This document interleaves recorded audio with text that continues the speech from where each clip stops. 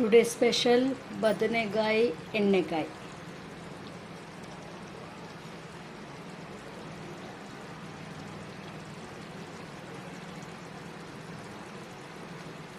ಬೇಕಾಗುವ ಐಟಮ್ ಬದನೆ,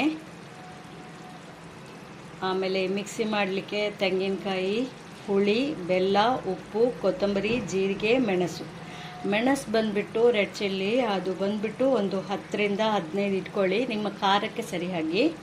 ಉಪ್ಪು ನಿಮ್ಮ ರುಚಿಗೆ ಬೇಕಾದಷ್ಟು. ಇದೆಲ್ಲ ಮಿಕ್ಸಿ ಮಾಡಿಬಿಟ್ಟು ಇಟ್ಕೊಂಡ್ಬಿಡಿ. ಬದನೆನ 4 ಕಡೆ ಚಿಕ್ಕದಾಗಿ ಕಟ್ ಮಾಡಿಬಿಟ್ಟು ನೀರಲ್ಲಿ ಹಾಕ್ಕೊಳ್ಳಿ.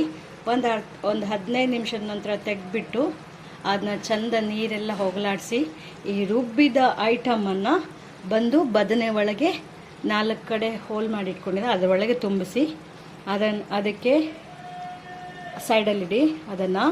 ಆಮೇಲೆ ಬಾಣಲೆಯಲ್ಲಿ ಬಂದುಬಿಟ್ಟು ಎಣ್ಣೆ ಹಾಕಿಬಿಟ್ಟು ಅದಕ್ಕೆ ಒಗ್ಗರಣೆ ಮಾಡಿಬಿಟ್ಟು ಬದನೆನ ಇವಾಗ ಎಣ್ಣೆಯಲ್ಲಿ ಬಿಡಿ. ಚಿಕ್ಕದಾಗಿ ಉರಿಲಿ ಗ್ಯಾಸ್.